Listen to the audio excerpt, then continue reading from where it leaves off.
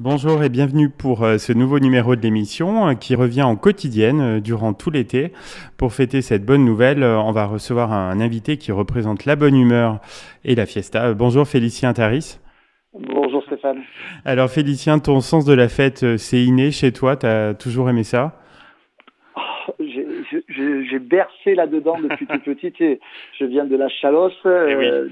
une région un peu indépendante dans les Landes. Évidemment, c'est la motivation première d'un petit jeune qui naît et qui est là pour faire la fête autour de cette culture vraiment très festive ici.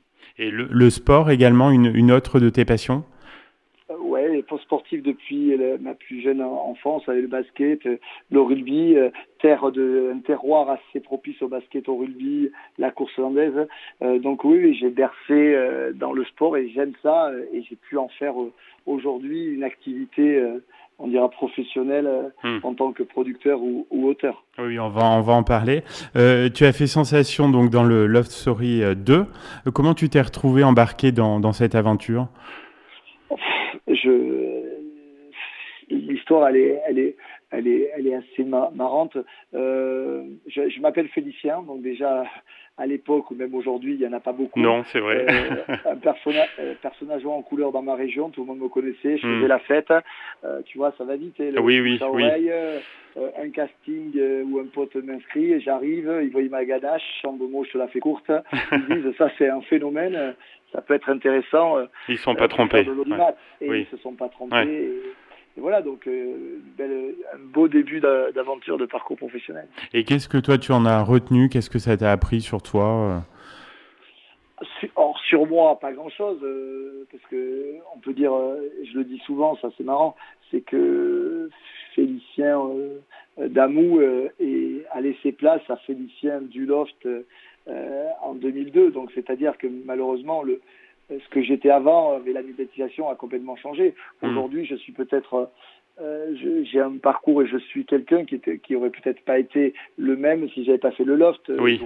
J'aurais resté joyeux festif, mais peut-être quelconque ou parmi tant d'autres, toujours peut-être connu dans ma région, mais voilà, je ne sais pas. Mais c'est clair que ça a mis fin on va dire au personnage local et ça a mis un début d'empreinte avec un personnage national. Oui. Et tu comprends la nostalgie autour de l'émission, la récente?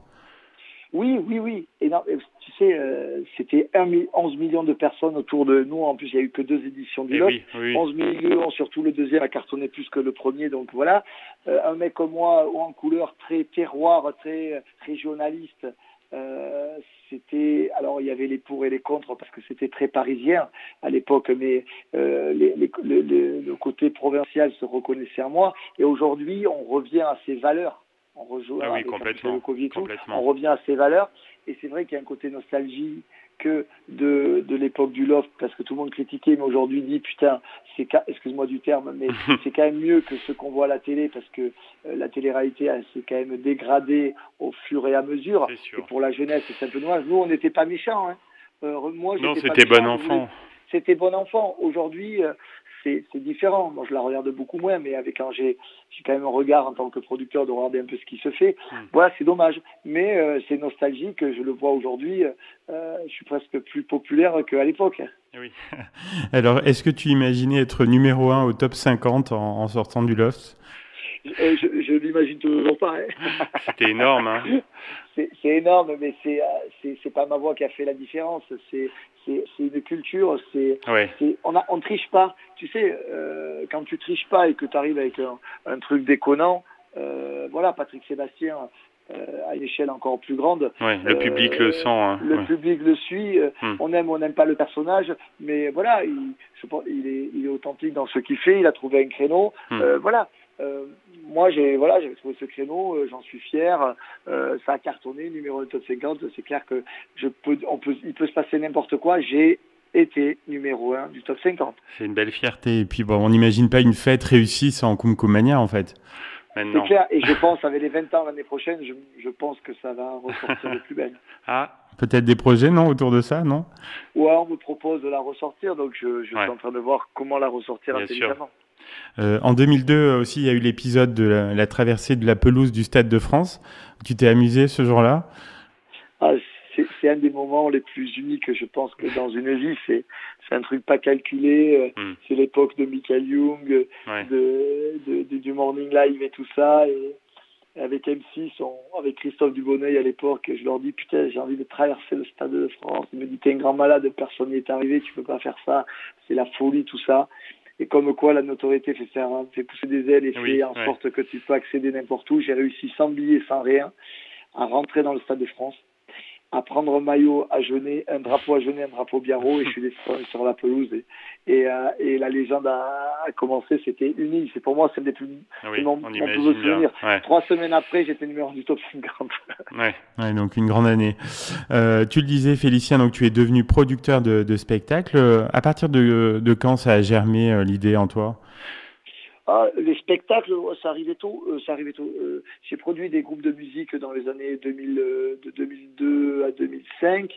Après, je produis des spectacles un peu taurins sur la côte. Et après, je me suis lancé plus dans la production de documentaires sportifs, Oui. avec les films sur les All Blacks, sur l'équipe de France et l'équipe d'Angleterre, le Crunch.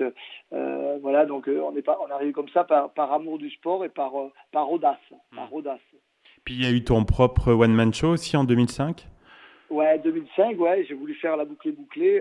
Je l'ai pas fait je l'ai pas fait pour gagner de l'argent. Je l'ai fait juste pour dire aux journalistes et à ceux qui voulaient entendre, j'ai conscience de l'image que j'ai, et je vais vous raconter l'histoire de ce sacré Spoons, ce Spoons qui arrive à Paris, qui se retrouve emprisonné dans une prison dorée, et qui a une image de festif, de bof, comme dirait certains critiques, mais qui est conscient, et voilà, donc, et qui s'en sort plutôt pas bien. Et j'ai trouvé ça, la boucle bouclée, de faire une autodérision, de se foutre de ma gueule, mais Oui. c'était moi qui me foutais de ma propre gueule. Tu es aujourd'hui propriétaire d'un restaurant à Levallois-Perret. Tu es derrière les fourneaux ou pas? Non, Non. alors j'ai 2 restaurants. Deux restaurants, d'accord. Et un troisième dans Ah Paris oui. qui a pas ouvert les yeux, qui a pas ouvert, qui va ouvrir en 2022, puisque on est D'accord. 2021, début 2022. Ça m'arrive d'y aller parce que j'adore. Mhm. J'adore créer, et en plus c'est que des produits du Sud-Ouest. Ah oui, on Donc imagine bien. Ouais. j'ai revisité, c'est sous forme de tapas, j'ai tout revisité, étant élevé dans une ferme avec mes parents agriculteurs éleveurs de foie gras. Voilà, donc j'ai des idées à la seconde et j'aime bien aller en cuisine avec le chef, et voilà. Après, je suis souvent là, bon, pas en ce moment, mais là je vais y revenir là pendant l'été, et j'accueille les gens, ils sont contents de me voir, on discute, C'est j'ai sympa. fait ça pour ça aussi. Voilà. Ouais. Tu as toujours ton projet de village vacances en bois dans les Landes, j'avais vu ça.